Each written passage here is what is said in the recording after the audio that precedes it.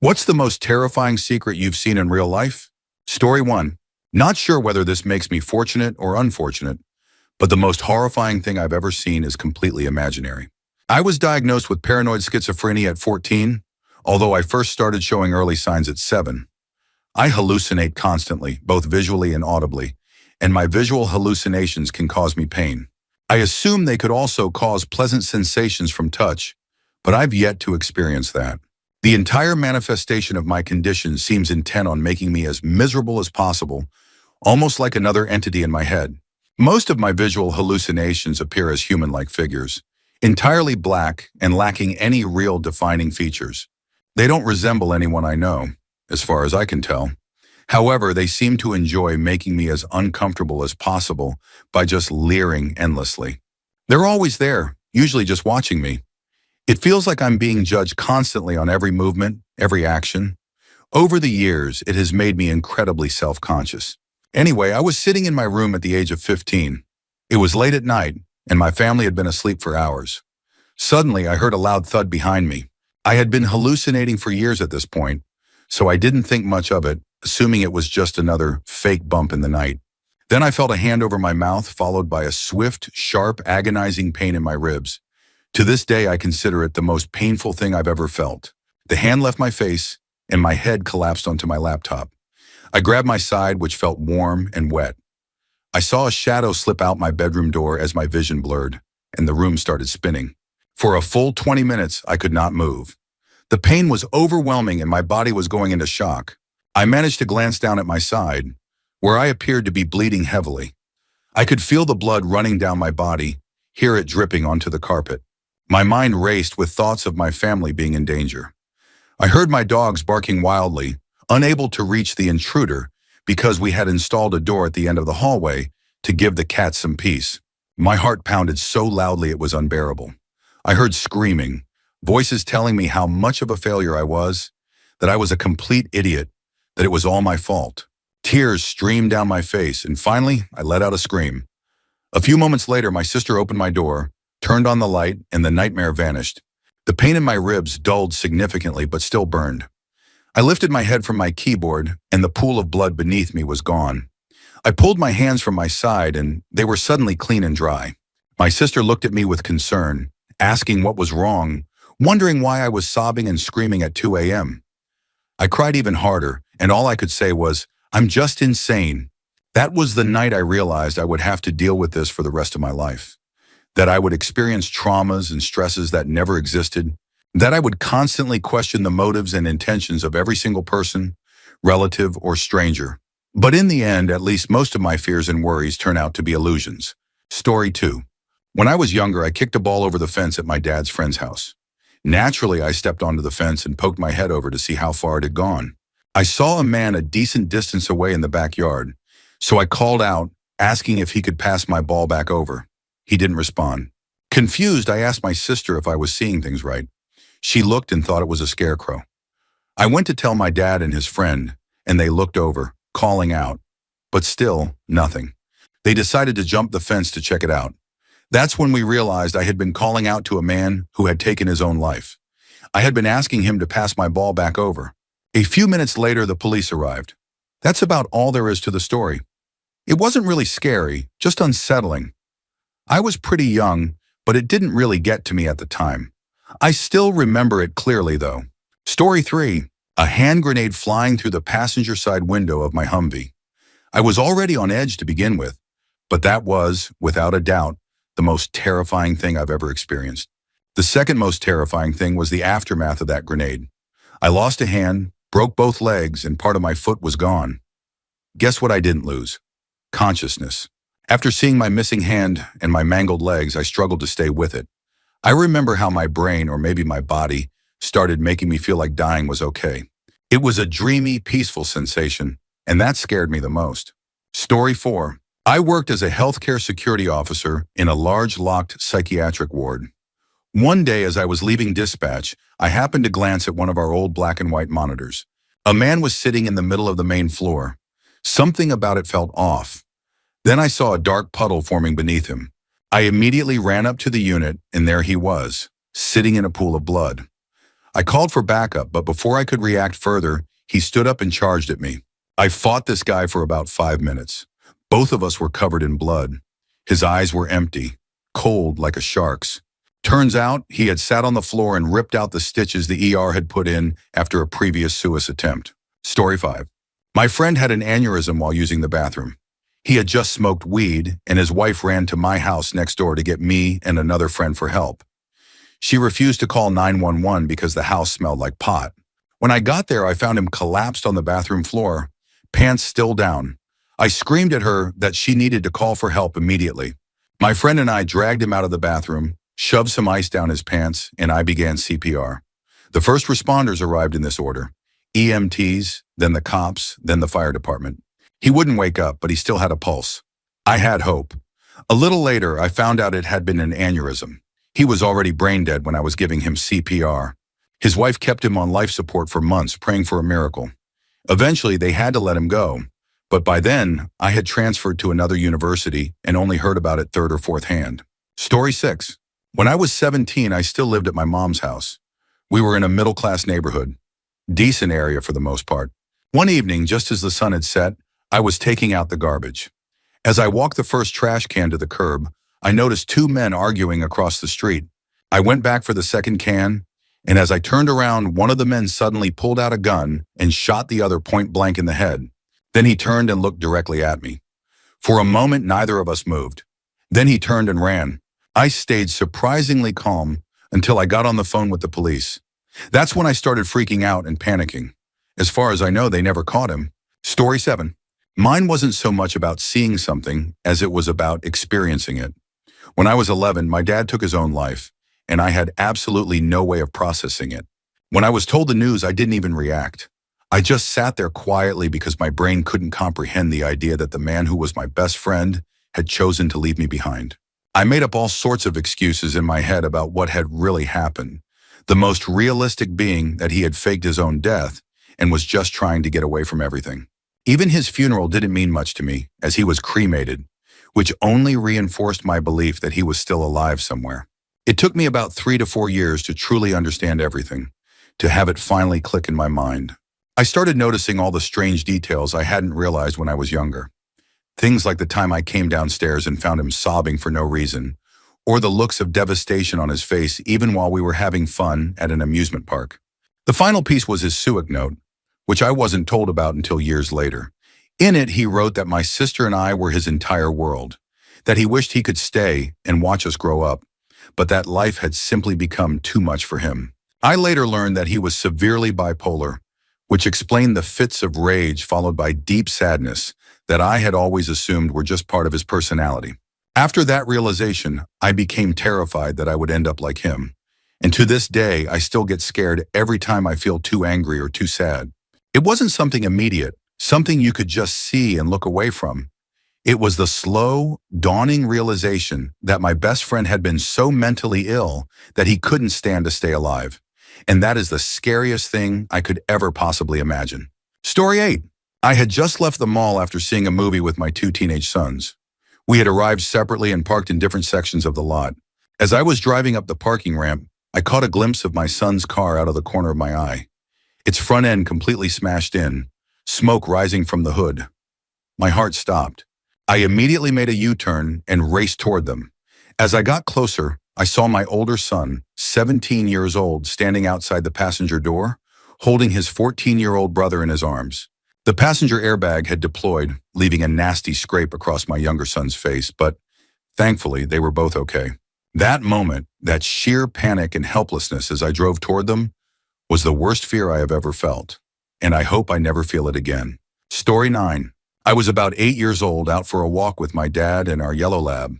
We had just started heading back home when, about halfway there, a bear appeared in the middle of the street. It stood on its hind legs, 12 feet tall, looking absolutely furious.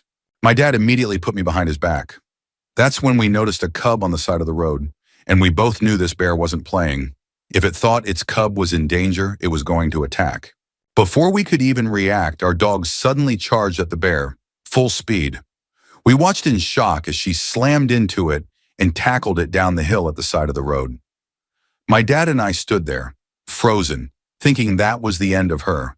A minute later, we saw her trotting back up the hill, completely unharmed. She had just wrestled a bear all the way down the hill and won, and most likely, she had saved both of our lives. Story 10. Seeing someone get hit by a car. I was around 10 years old on my way to the doctor's office for a checkup when we stopped at a red light. To my left, a man was crossing the street. He looked down the road, hesitated for a moment, then started running across the crosswalk. The next thing I knew, a car sped through the light and slammed into him. His body launched into the air before crashing onto the pavement with a loud thud. He didn't move. He just lay there completely still. Luckily, we were just down the road from a hospital, and there was a cop right across the street. As we drove away, I caught a glimpse of the driver, a woman in absolute hysterics. The thing that stuck with me the most wasn't what I saw. It was the sound, the impact of the car hitting him, and the oomph he made when it did. Story 11. Catching a meth-addicted young woman rummaging through tools in my dad's garage. The moment she realized a larger man had confronted her in a confined space, her face twisted into pure terror. She was ready to claw my eyes out to survive what she most likely perceived as a threat. The second she turned to run, my dad, who was a police officer, caught her by the arm and held her down until the authorities arrived. She fought, begged, and pleaded with us, convinced that we were going to hurt her. She kept screaming that we would kidnap or assault her, even though all we were trying to do was get professionals to handle her drug-fueled breakdown. The struggle got so intense that we had no choice but to restrain her, to keep her from harming herself or us. Later, we found out that she had been on the run, convinced that people were after her. She had fled a hotel, thinking she was about to be kidnapped, and when she stumbled into our garage, we became her worst nightmare. In her mind, she was being kidnapped, and from the look in her eyes, she truly believed it. Story 12. When I was 15, I lived with my Vietnam veteran dad in East LA on a busy street where car crashes were common. It became routine. You hear screeching tires, a crunch, then you grab the cordless phone. This was 1995. Some towels, head outside, check on the people involved, and call 911. Most of the time, it was just shaken up drivers and dented cars. You help direct traffic, keep things calm, and wait for the cops. But one day the sound was different. We heard screeching tires, but instead of a crunch, there was a thud. That meant it wasn't a car, it was a person. We ran outside. 20 feet from the crosswalk, a woman lay sprawled on the asphalt. A few feet away at the curb, a baby stroller was tipped over, an infant lying on the pavement. This one was going to be bad. Without hesitation, my dad barked orders in the most direct, military tone I'd ever heard. Grab 2 towels, I'll cover the 2 bodies. I ran. When we got outside, the baby was crying, and I had never been so relieved to hear a sound in my life. An older woman rushed over and scooped the baby up from the gutter. My dad immediately started telling her not to move the child, but she cut him off. She had seen everything. The mother had been pushing the stroller across the street when she saw the car coming. With no time to react, she did the only thing she could. She pushed the stroller forward, out of the way, and took the full impact of the vehicle herself.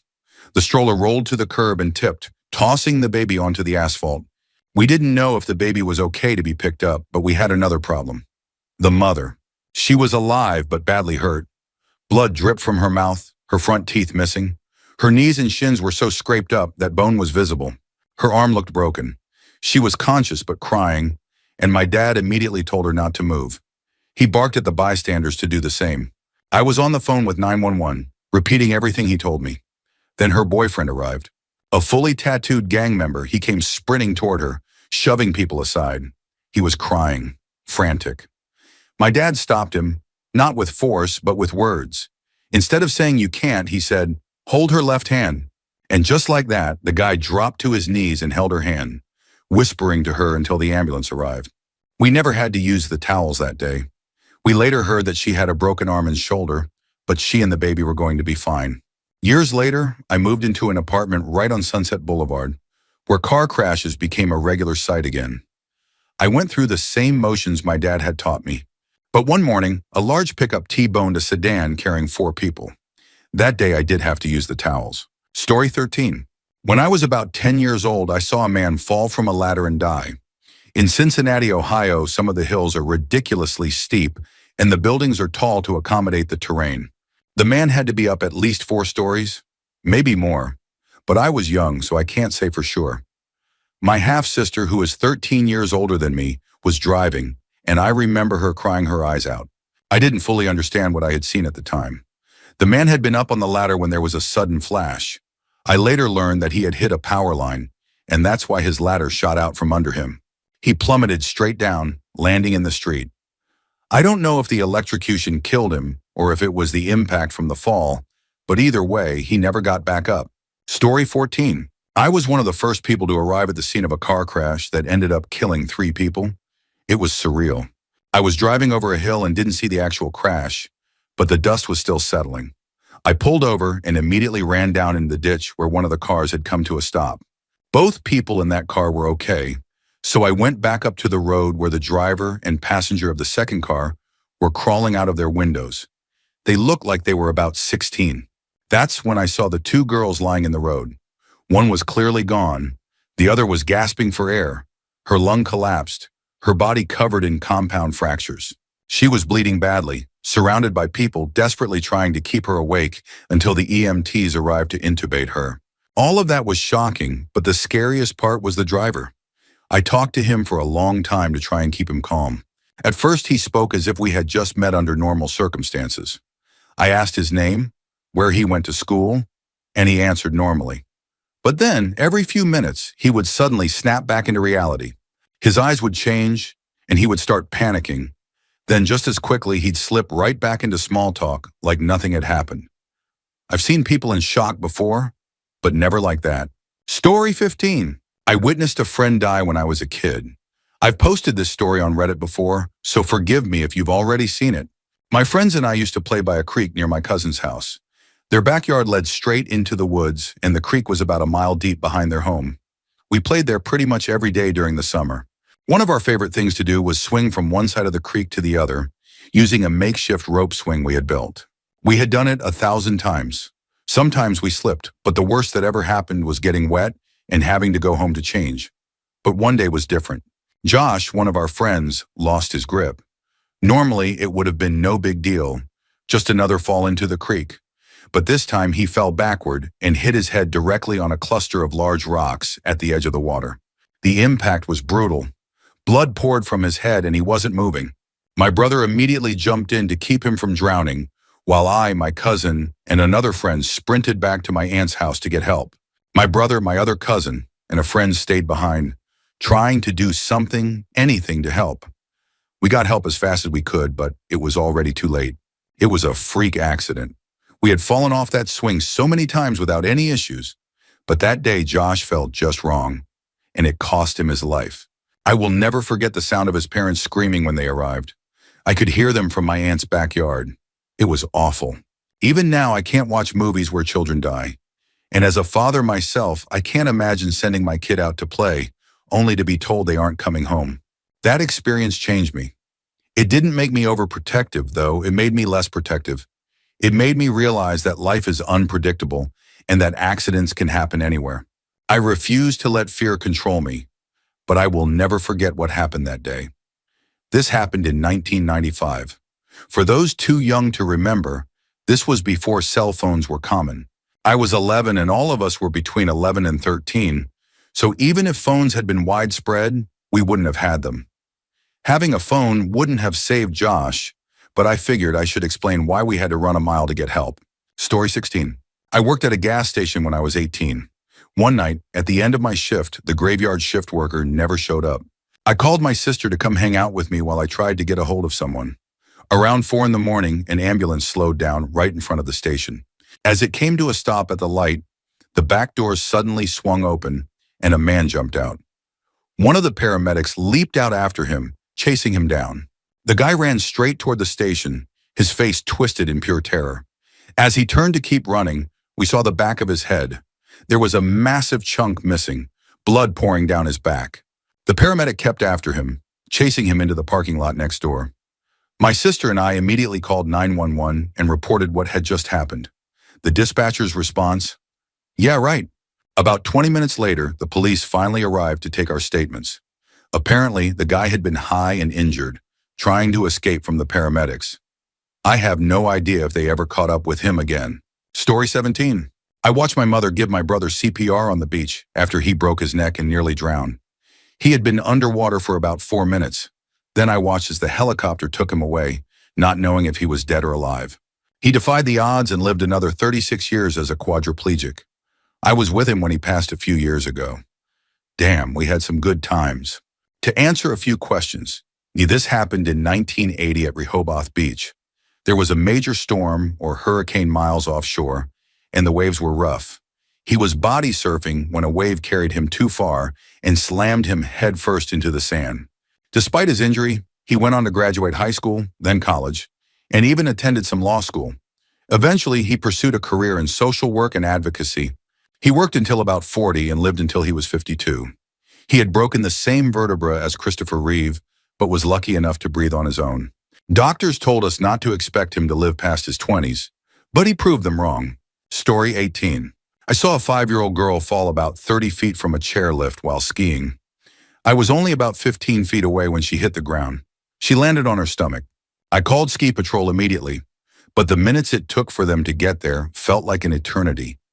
It was probably no more than 5 minutes, but in that moment, it stretched on forever. I had no real medical training, just the basic do not move an injured person, but her face was directly in the snow. So, I took off my jacket, held her neck and head still, and had someone nearby slide my jacket underneath her face to keep her from breathing in the cold powder. It was just after Christmas, so I tried to distract her.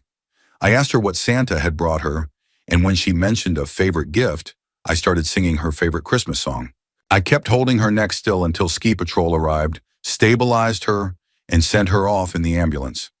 Later, I found out she was incredibly lucky. Aside from some severe bruising, she was able to walk out of the ER that same day. Her parents were amazing. Even though it was the holidays, they contacted a therapist right away and made sure she got back on skis just a few days later, so she wouldn't grow up with a fear of skiing. About 5 years after that, I became a member of the National Ski Patrol, a volunteer organization that patrols smaller resorts. That moment stayed with me, and it shaped who I became. Story 19. I saw a car crash when I was a child. My dad stopped the car to help, making me stay inside while he ran toward the wreckage. Through the windshield, I could see everything. One body lay on the ground, a pool of blood slowly spreading around it. Another body hung halfway out of the window of one of the wrecked cars, unmoving. Blood, shattered glass, and chunks of twisted metal were everywhere. The air was filled with the relentless blaring of car horns and the sound of people screaming. My dad came back to the car not long after he had left, his face pale, his expression hollow. I asked him what had happened, and he just shook his head and said there was nothing he could do. He pulled into a parking lot, and we waited for the cops to arrive. You would think seeing the bodies would be what stuck with me the most, but it wasn't. It was the look on my dad's face when he came back to me. The empty, helpless expression of a man who had tried to do the right thing and realized it didn't matter. Sometimes, no matter how good your intentions are, there's nothing you can do, and I could tell that realization haunted him. Story 20. I made a throwaway account to share this because I don't want people close to me to see it and freak out. Normally, I only tell this story to people I trust, people who would understand. It wasn't just something I saw, it was something I experienced. I had an extremely abusive stepfather when I was young. He was great at first, but that changed after my 2 half-brothers, his biological children, were born. After that, it was like he saw me as a burden. Worse than that, he seemed to enjoy hurting me. He was a former boxer, physically strong, and I never stood a chance. From ages 8 to 15, I got beaten at least once a week. He even found ways to do it without leaving marks, like he had studied it. He'd force me onto the floor, put a baseball bat across my shins and stand on it, slowly rolling it back and forth. He enjoyed it. I could see it in his face. But it wasn't until I became a teenager that I realized he had other things in mind for me. He didn't start touching me until I was older, until he considered me physically attractive. I don't hate my mother because I know she was just as much a victim as I was. She convinced herself it wasn't happening, even minutes after it did. I watched her mind break, piece by piece, from the weight of it all. I wanted to call CPS, but he treated my half-brothers like royalty, and I didn't want to ruin their future for the sake of my own. In my mind, if I reported him, we'd all be taken away, and I couldn't do that to them. Then summer break came. For the first time, I was out of homeschooling and in a real high school which meant I was finally away from him during the day. I wasn't the weakest anymore. I was growing stronger, learning how to fight back. He was starting to realize I wasn't as easy to break as I used to be, and I think that frustrated him. But with summer break approaching, I knew things were about to get worse. I knew I had to do something, so I decided to fight. I reinstalled the door to my room, even though I couldn't find the knob, and shoved shoes under it to keep it from opening. I sat on the edge of my bed, gripping my own belt, folding it over in my hands as I waited for him to come home. He noticed the door immediately. He started screaming, banging against it like an animal. The shoes stopped it from swinging open, but he kept ramming into it, trying to force his way through. So I charged at him, swinging the metal end of the belt straight at his face. That was it. That was my line in the sand. It only took seconds for him to overpower me. He knocked the wind out of me, then started going for my face. I fought back harder than I ever had before. He wasn't expecting it. We wrestled, crashing into my dresser, knocking things over. I managed to get the belt around his neck, pulling as hard as I could. I dragged him across the floor, into the hallway, but I could only keep the grip as long as I was moving. He got free near the bathroom, and from there, everything went black. I woke up in total darkness. For a second, I thought I was blind. I started feeling around, panicked, trying to figure out where I was. Then I realized I was in the bathtub, covered in shards of glass. My stepfather had thrown me through the sliding glass shower doors. My body wouldn't work properly. I felt disoriented, dizzy. Something was wrong with my ear. It messed with my balance, making it hard to stand. When I finally managed to get up, I turned on the light and looked in the mirror. My face and chest were drenched in blood. My nose was broken. My teeth were chipped. My lip was split open so badly that I could see the fat underneath. I had no idea where my stepfather was. The bathroom was at the end of the hall, which meant I had to pass every single room to get out. I crept toward the door, listening, watching. My shirt was heavy with blood, and I had to keep one hand on the wall to keep from falling over. The house was silent. I peeked into every room as I passed. He wasn't there. Then I reached the kitchen. He was sitting on the counter, stripped down to his boxers, drinking tequila straight from the bottle. His clothes were stuffed inside a garbage bag on the floor. He had ripped the phone out of the wall and smashed it. Next to him, plugged into the wall, was a saw from the garage. I could see it had been tested once. He was staring at it, wide-eyed, his hands shaking. And then he saw me. The look on his face told me everything. He thought he had killed me. He had been seconds away from cutting my body into pieces, ready to make me disappear. I bolted for the door. He called after me, but he didn't chase me. It was broad daylight, and even though I was bleeding all over the street, no one was around to see me. I ran until I found a payphone at an AM/PM. An employee came outside asking if I needed help, if they should call the cops. I told them no. I called a teen crisis hotline instead. Long story short, I ended up in a youth shelter downtown. I chose to live as a runaway for the entire summer break and into the next school year. They got me medical care, food, a bed, things I had never really had before.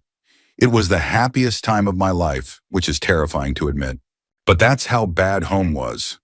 I would rather be a homeless kid in a shelter than spend one more night under the same roof as him. Story 21. I had just turned 22 and was living in Austin at the time. My friends and I decided to go out on Lake Travis for my birthday weekend, so naturally, a few days before, we went to a strip club and invited some dancers and cocktail waitresses to come with us. Saturday arrived and we were out on the lake, drinking and having a good time. The only one who stayed sober the entire time was our driver. One of the girls had a little too much to drink and suddenly realized she had lost her phone. She started freaking out, demanding we take her back to the bar where we had lunch, or else she was going to jump off the boat. We tried to calm her down, reassuring her that we would go back and look for it, and if we didn't find it, we would all pitch in to get her a new one. But she wasn't listening. She kept trying to jump overboard. We restrained her, thinking we had the situation under control. 5 minutes later, she suddenly lunged forward and threw herself off the front of the boat, taking one of the guys with her, my best friend from high school, Nathan. And I knew immediately that this was going to be bad. Then we saw the water behind us turn red. The alcohol left our systems instantly. Nathan dove into the water while I threw the life ring, trying to pull them back as quickly as possible. Our driver, still completely sober, sprang into action as well. Out of the 14 people on that boat, only 3 of us reacted immediately. The rest, mostly the girls, were frozen in panic. When I pulled her back into the boat, the sight was horrifying. Chunks of flesh were missing, her back was torn open from heel to neck, and bone was exposed where the boat's propeller had chewed through her body. The guy who had gone overboard with her was somehow completely unharmed. The worst part for me was knowing that I had to apply pressure to her wounds. As we raced toward the nearest dock where paramedics could reach us, I sat at the back of the boat, pressing down on her torn-up back with everything I had. She screamed and begged me to stop, sobbing that I was hurting her, but I knew that if I let up for even a second, she wouldn't make it. I don't know how long I sat there, holding her together, but it felt like an eternity. The entire time I thought she was going to die, but she didn't. She survived. When we visited her in the hospital, the doctors told us that if any one of the three of us, Nathan, the driver, or me, hadn't kept our cool, she wouldn't have made it. Story 22. My family used to go camping in Ontario, Canada. When I was 16, I took our small 14-foot fishing boat out in the evening, planning to be back before dark, but I lost track of time. Then a massive storm rolled in. The waves grew to 4 feet, hail started pelting the water, and before I knew it, the boat was thrown into some rocks, capsizing and dumping me into a shallow cove on a large peninsula. I had no way of contacting anyone. Cell service was useless that far into the wilderness. So I flipped the boat over, built a small shelter, and prepared to hunker down for the night. Sometime during the night, I woke up to a sound I'll never forget. Howling, loud, eerie howling. I turned on my flashlight and scanned the tree line. That's when I saw it. A wolf standing maybe 20 feet away, its teeth bared, snarling at me. Panic hit instantly. I scrambled under the boat, my heart pounding so hard I could hear it in my ears. The wolf started circling, trying to get at me. Then it started digging. For the rest of the night, I used my fishing pole to swat at it anytime it got too close, trying to keep it from getting under the boat. Every time I thought it might leave, it would come back, pacing, watching, waiting for its chance. I've never been more terrified in my life. Nothing compares to looking into the eyes of a wild animal that sees you as food. Story 23. The worst day of my life was the day my wife gave birth to our daughter at only 19 weeks. Technically, it was a miscarriage. My wife's cervix wasn't strong enough, and something ruptured. At least that's what I think the doctor said. I stopped listening the moment I realized I wasn't going to be a dad anymore. My wife went through all the stages of labor for about 7 hours after that. 7 hours of knowing our baby wouldn't survive. When she was born, she weighed only 12 ounces. She was so tiny, but she was perfect. I held her, counted her fingers and toes, and watched her heart beating through her fragile chest. Then I watched it stop. I didn't want to let her go. As I held her, I gently pressed my hand against her tiny back, rhythmically, as if I could make her chest rise again, pretending, for just a moment, that she was still alive. I don't know why I did that. Maybe I wasn't ready to accept it. Maybe I thought if I kept moving her, she wouldn't really be gone. But she was. That was the worst day of my life. Nothing will ever come close. Story 24. 3 years ago, a friend and I were driving back from downtown, just chatting. He was behind the wheel, and I was in the passenger seat. I noticed something large lying in the street near the local drive-in theater. From a distance, it looked like an animal, maybe roadkill. But as we got closer, the shape grew bigger. When my friend drove past it, we realized it was a person. The man on the ground suddenly got up and stumbled toward us just as we slowed down to make a U-turn. As my friend turned the car around to help him, we heard a loud thud. I looked to my right, out the passenger window, and saw blood smeared all over the glass in the side mirror. My friend immediately hit the brakes. The man was banging on my window, pleading for help. He was a large man, and half of his jaw was missing. It looked like something straight out of a horror movie. He had been shot in the face and chest, and it was clear that only adrenaline was keeping him alive. My friend was frozen in shock, but my own adrenaline took over. I didn't hesitate. I jumped out of the car to help him. My friend thought I was insane for getting out in such a dangerous area, covered in a stranger's blood. But I didn't care. He called 911 while I tried to keep the man calm, hoping to prevent him from injuring himself further. I kept asking what had happened, but all he could say was, "Help me, please. I'm dying." I grabbed his hand and guided him to the curb. He collapsed onto the ground and I stayed with him, assuring him that help was coming. Then I glanced toward the drive-in theater and noticed a pickup truck crashed into a telephone pole. The driver's side window was shattered. We were right on the border of a rough part of town, and I knew exactly what had happened. The police arrived and started questioning us while paramedics rushed the man to the hospital. They kept us there from 2 a.m. until about 6 a.m. Eventually, we learned that someone had shot him through his window while he was driving. It wasn't a random attack. He had been targeted, but they never found out why. The man died from his injuries the next day. The worst part? His killer was never caught. I will never forget the way his face looked or the sound of his voice as he struggled to speak with his shattered jaw. That night still haunts me. Story 25. I've been waiting to talk about this for some time. My father nearly drowning. It happened a couple of summers ago at a local river. We were wading through the water, catching a ton of catfish. The water was low, as it usually is in the summer, making it easy to walk from one side to the other. Catfish like to stay in the deeper holes when the water's low, so we had to walk around one particular hole to cast into it. We were catching them left and right. After about 2 hours, we figured we had enough fish strung up. My dad, thinking he could save time, decided to swim across the hole instead of walking around it. Not his best idea. He was ahead of me, and then suddenly he wasn't. He resurfaced, saying he had dropped his fishing pole. I thought, no big deal. It's just a $60 rod. We can replace it. But then it hit me. He was wearing jeans and lace-up boots. And that's when I realized he was drowning. Something in me switched to survival mode, but not for myself, for him. I didn't hesitate. I dropped my own pole, undid my belt, and swam toward him, about 10 yards away. He was a big guy, around 250 pounds, and keeping him above water was nearly impossible. The hole was just under 10 feet deep, so I made a desperate decision. I went under and started pushing him up from below to get him air. I did it 6 times, but we weren't getting any closer to the edge. Then I decided to grab him by the collar and pull him along. That worked. Maybe 15 seconds later, we reached a shallow area where we could stand. He was exhausted, so was I. Then he told me something that made my stomach drop. There was a hook in his leg, and the fishing line from his drop pole was tangled around him. I reached down, trying to find the line, but I couldn't feel it. So I crouched lower and felt his legs instead. It wasn't the fishing line. It was the stringer with our catfish wrapped around him. The hook he felt was actually one of the fish's sharp fin barbs. I untied the stringer, and those fish were gone. Forget them. We finally made it to shore and just collapsed, crying. We lay there for nearly an hour in shock. It was the most terrifying experience of my life, but I didn't fully process it until it was over. The way he had struggled, the sounds he made, those still haunt me. Watching my father completely helpless like that was unbearable. He threw up a lot of water afterward, but he survived. It was the longest 2 minutes of my life. Story 26. In 3rd grade, my best friend and I were walking home from school. We usually took the path with a crossing guard at the busy street. There was a shorter route, but it had no crossing guard. When we reached the street, he ran ahead and stopped, and then turned around because for some reason I hesitated. Then screeching tires. I saw the car hit him so hard that his body flew straight up into the air, at least 20 feet.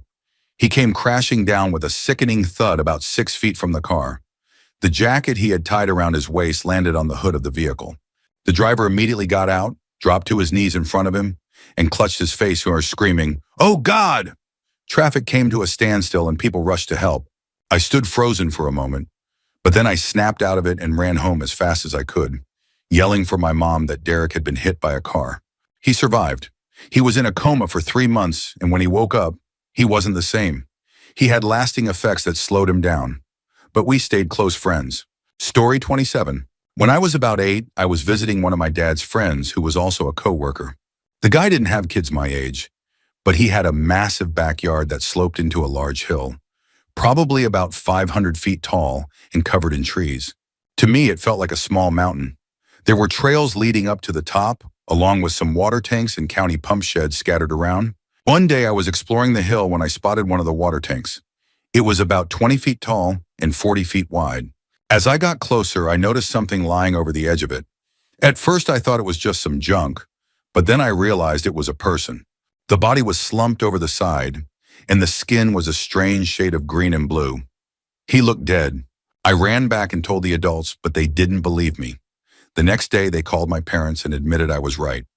Someone had climbed up there, and ended their life on top of the tank. That image stuck with me for a long time. I had nightmares about it for years. Story 28. I saw the second plane hit the World Trade Center from my office window on the 35th floor, about half a mile away. I didn't hear the first impact because it happened behind me. Someone called me, and I turned to look at the smoke rising in the distance. Papers floated through the air like confetti. I still thought it was just some kind of small plane accident. I couldn't see the hole in the building from my angle. As I watched, I started wondering if it had been caught on video. I pictured the moment of impact in my head, imagining what the crash must have looked like. And then, right in front of me, the second plane appeared. It slid into the building like a coin into a slot. A moment later, a fireball exploded outward in every direction. A few seconds after that, my windows rattled from the force. For 10 full seconds, my brain struggled to process what I had just seen. It looked exactly like the image I had pictured in my head, and for a moment, I thought my mind was playing tricks on me. Then someone ran into my office asking what had happened, and I heard myself saying it out loud. That's when reality sank in. I walked down 35 flights of stairs, then walked miles home to Brooklyn. I watched the second tower collapse on TV. Eventually, I found my wife and toddler daughter at her gym class. And then for a while, I let myself get lost in my daughter's world, where none of this had happened. Story 29. I watched a man die after a police officer shot him in the head. It happened outside a Tully's Coffee across from my apartment. The guy inside was having a mental breakdown. I first noticed when I heard sirens, then saw him walk out of the cafe, gripping a terrified girl by the neck. He was waving a knife. I watched the standoff from my window for at least 15 minutes. Eventually, it moved out of my line of sight. So, like the bystander I was, I ran downstairs to see what was happening. As I turned the corner, I heard the loudest pop. The man collapsed onto the sidewalk in front of the Rite Aid. His body just crumpled, his face drained of color, going from pink to gray right before my eyes. I had never seen someone die before. It shook me to my core. Whoever was responsible for cleaning up the scene did a terrible job. Days later, there were still spots of blood and brain matter on the pharmacy door. Every time I passed that spot, I thought about him. Story 30. I worked as a patient advocate at a hospital for about 9 months. Our job was to ensure that patients were satisfied with their care, handle complaints and compliments, and assist families during difficult moments. One of my responsibilities was to check on patients in the ER, and we were also required to respond to all emergency codes. When something serious happened, we were the ones who supported the families, essentially acting as grief counselors. Despite only having a bachelor's in psychology, that's why I only lasted 9 months. I saw a lot of people die, but one of my first nights on the job still haunts me. A man in his late 40s or early 50s was rushed in. He had been battling cancer for a while, but something else was happening. I'm not a doctor, so I don't know exactly what, but it seemed like his body was shutting down. Maybe the onset of a heart attack. He was frantic, flailing on the stretcher, making loud, panicked groans. His eyes were wild, darting around the room. Then for a brief moment, he locked eyes with me. I saw his fear. The ER nurses and code team were trying to calm him down, repeating, "Mr. Jones, stay still. Just breathe. Be still." But he kept thrashing, making awful noises. Then suddenly he went silent. Unconscious at that exact moment, his body let go. He evacuated his bowels. I've heard this is common at the time of death, but witnessing it firsthand was surreal. The team immediately started using the defibrillator, the air filled with the sharp commands of clear and the sounds of medical machines. It was overwhelming. I couldn't believe I was watching this unfold. I know for doctors and nurses it's routine, but for me, having never seen someone die before, it was beyond comprehension. Then his daughter rushed through the curtain. That's when I realized my job wasn't just to stand there. I had to be the one to console her. I somehow guided her to the quiet room. Though nothing I said could bring comfort, she was inconsolable. For days I couldn't shake the eerie feeling. Even now, 5 years later, just writing about it makes me feel lightheaded. Story 31. I was 19 when I woke up in agonizing pain at 2 a.m. It felt like I was being stabbed in the side with a butcher knife. I could barely breathe. My boyfriend rushed me to the hospital, which was about 15 minutes away. I was chain smoking, lighting a new cigarette with the last one, because it was the only thing that made breathing even remotely tolerable. As my pain worsened, my boyfriend panicked. He thought I was having a heart attack. He ignored speed limits, just trying to get me there in time. A cop was sitting at a well-known speed trap about a mile from the hospital. When my boyfriend saw the flashing lights behind us, he panicked even more. He thought I was dying. I thought I was dying. He made a split-second decision. Keep driving and explain later. The hospital was on a hill. If you turned right, you entered the emergency entrance. If you turned left, you ended up on the highway. We were almost there. By then, 3 police cars were behind us. One of them clipped the back of our car, forcing us to stop at the bottom of the hill. I was furious at my boyfriend, but also grateful we had made it. I turned to look at him in shock. This nightmare had somehow gotten worse. Then my door opened. I turned around and saw a police officer. His gun was pointed at my forehead. I was doubled over, clutching my side, gasping for air. I could barely speak, barely function. I started crying, begging for my life. Something is wrong with me. I need help. They kept yelling at me. At that moment, I truly thought I had no way out. I was either going to die from whatever was happening inside my body, or I was going to get shot. My boyfriend tried explaining, but they slammed him against the car and arrested him on 7 charges. Meanwhile, a cop grabbed me by the arm and dragged me up the massive hill to the hospital. Despite my main complaint being trouble breathing, he gripped me so tightly that I had bruises afterward. I was diagnosed with a pulmonary embolism. If left untreated, it can be fatal. In court, the officer testified that I didn't look sick to him. The judge ruled it was a life or death situation and dismissed all charges against my boyfriend, except one. Story 32. My parents took me in as a foster child when I was 4, and they adopted me a couple of years later. They continued to foster kids throughout my childhood, about 70 in total over the years. As you can imagine, having new kids coming and going had both positives and negatives. The experience that terrified me the most happened when I was 13. A foster kid named Jack moved in. He was 17. Every morning he would wake me up by punching me and laughing, full-on body punches. Nothing my parents would notice, because he was too smart for that. He told me that if I ever ratted him out, he would kill me. I believed him. After a few months, he ran away. I was incredibly relieved. A couple of weeks later, I was taking out the trash at night. It was dark, and as I walked behind the garage, I noticed my dad's motorcycle parked there. I was confused because it had snowed that day. Why would my dad ride his bike in the snow and then leave it outside? I went inside and asked him. That's when everything exploded. The cops were called, and we soon discovered that the freezer in the garage had been emptied. Long story short, Jack had moved in just 6 blocks away with some friends. The police found the specific brand of meat wraps from our freezer in their trash, but Jack was already long gone. A few months later, I was watching the late news with my mom. A story came on about a group of men breaking into an old man's house in a town an hour away. They tied him up and robbed him. As they were leaving, one of them told the others to go ahead. He would be right behind them. They walked outside, unaware that he stayed behind and beat the tied-up old man to death. Then Jack's mugshot appeared on the screen. Arrested for murder. I don't know when I was the most scared. When he threatened to kill me. When I found out he had been lurking behind our garage. Or when I saw his face on the news. But knowing that he actually followed through on his threats, that he really could have killed me if I had told, has stuck with me to this day. Story 33. A guy I thought was a friend tried to end his life in front of me. He had the whole day planned out. He asked me to drive him up to the mountains. He had me stop to buy a disposable camera. Then he had me drive to one waterfall and then another. The second one had an 80-foot drop. He asked me to take his dog down below and snap a picture of him from below. Immediately after I took the photo, he jumped. The waterfall was fairly dry, but there was a small pool at the bottom, about the size of a coffin, the kind that flares out at the elbows. There was also a ledge about 20 feet down. I ran up to him, thinking he was already dead. My hands were shaking as I called 911, but my phone barely had a signal. 0 bars. Somehow the call went through. All the operator got from me was, "Friend, off cliff," before my phone died. The 911 operators did some heroic-level detective work to figure out who I was and where the call came from. The cell tower that received my call was in a neighboring state, which made it even harder for them to track us down. It took them hours to find us. By the time I saw the silhouette of a head peeking over the top of the cliff, the sun was almost gone.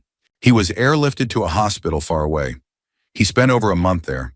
He had broken all his ribs, punctured both lungs, torn his liver, fractured his pelvis, had part of his wrist jutting through his skin, and cracked his skull. But he lived. This was the same guy who introduced me to meth. In fact, I had been up for days when this happened. My mind was already messed up before, but by the time the cops showed up, I was barely holding on to reality. Story 34. I was playing with a friend at the apartment complex where we lived. The parking lot entrance was on the other end of the complex, about 300 yards away. My friend's dad got on his motorcycle to go somewhere. He pulled out onto the road and accelerated quickly. As he passed by us, he gave a quick beep beep. He made it maybe another 50 feet before he was hit head-on by an oncoming car. His body folded under the front of the vehicle as it skidded to a stop. The car came to a halt right in front of us. I remember seeing his brains. He had been wearing a helmet, but it had been worn down from being dragged along the road. What disturbed me the most was how little blood there was at first. Later in life, I learned that the lack of immediate blood meant his heart had already stopped by the time the car came to a stop. There was a lot of blood eventually, but it didn't gush out. It just pooled. Later that day, I went back to the scene. There was a puddle of blood off the road and flies were everywhere. I was 9 years old. I don't remember my friend's name, or his dad's, but I remember that motorcycle. It was a black and red Honda CB, and it had the word Hawk on it. The car was a 1974 Ford Country Squire station wagon, the same car and color that my own family had. But more than anything, I remember the flies. They weren't regular house flies. They had a metallic green sheen to them. Somehow, the flies disturbed me more than anything else. I knew it was a person's blood they were feeding on, and that was what shocked me the most. I think I was in shock because I don't remember reacting much to the accident itself. The only thing that truly scared me at that moment was the sound of the tires screeching. Story 35. My boyfriend of 7 years sat up in bed and said, "I think I'm having a seizure," before he started convulsing violently. I tried to prop his body up and he started gurgling. It quickly dawned on me that he was vomiting but wasn't opening his mouth.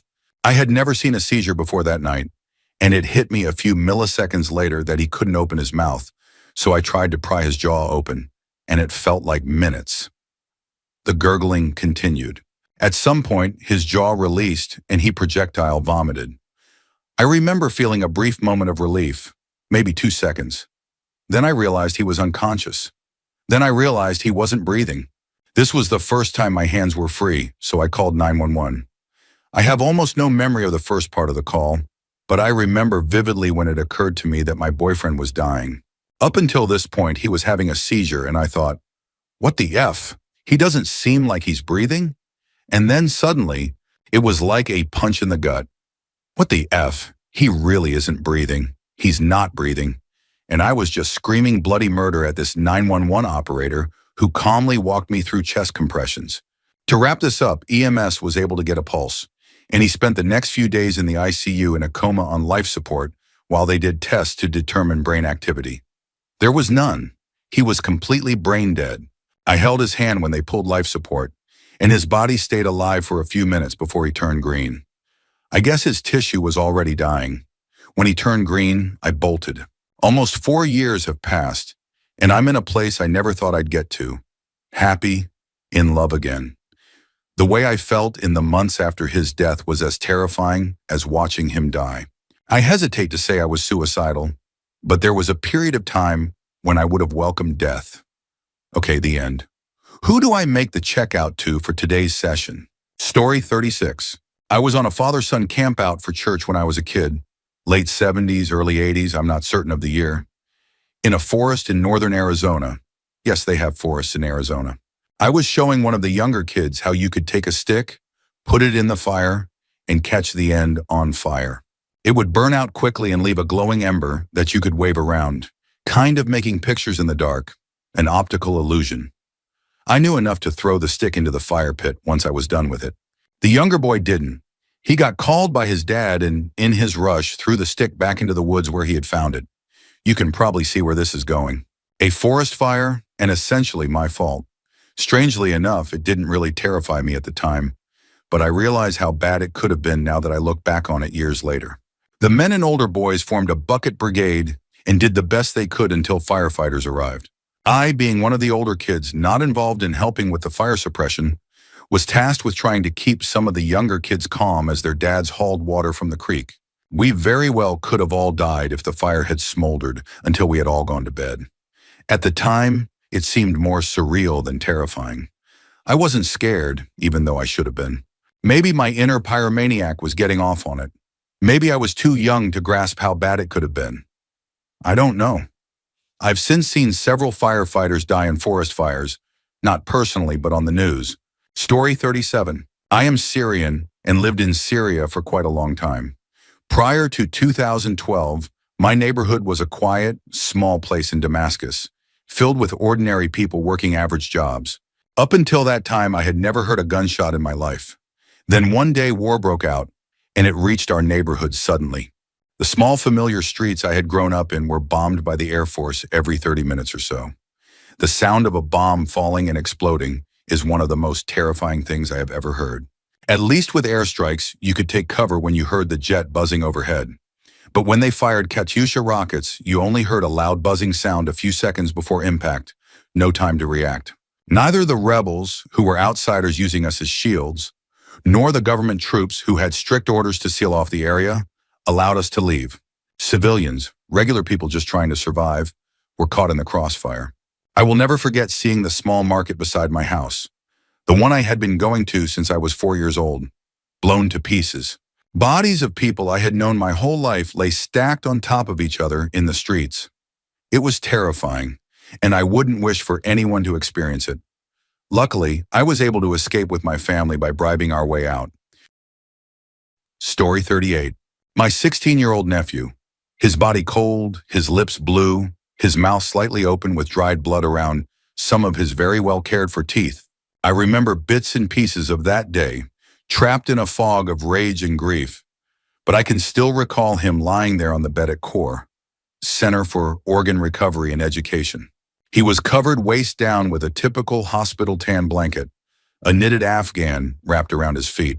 I wanted to place my hand on his leg, near his ankle, but I hesitated when I noticed that part of his body was severely crushed.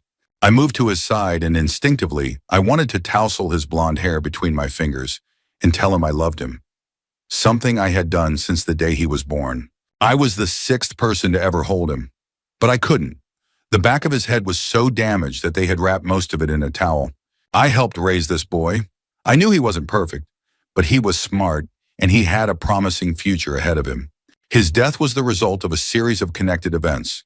If even one thing had happened differently, if one person had been a minute earlier or later, he would still be alive. It was prom season last year. He and his friends were having a party and bonfire in the woods, far from everything. At one end of the road, an accident happened, and the kids heard sirens. Thinking the party was about to be busted, many of them panicked. But my nephew had been coached his whole life never to get in a car with someone who had been drinking. He called his best friend's dad to come pick him up. The dad, however, got blocked by the earlier accident and had to turn around to come from the other direction. My nephew and his best friend started walking down the road, backs to oncoming traffic, heading toward where the dad would be arriving. His best friend's older brother, drunk and high, got into his Jeep Wrangler with 6 other people and started driving. Around a soft turn leading slightly downhill, the Jeep veered off the road by about a foot. And that was it. He hit my nephew and killed him. He died cold, wet, and alone in the middle of the night, surrounded by drunk teenagers. No family, no one who truly loved him.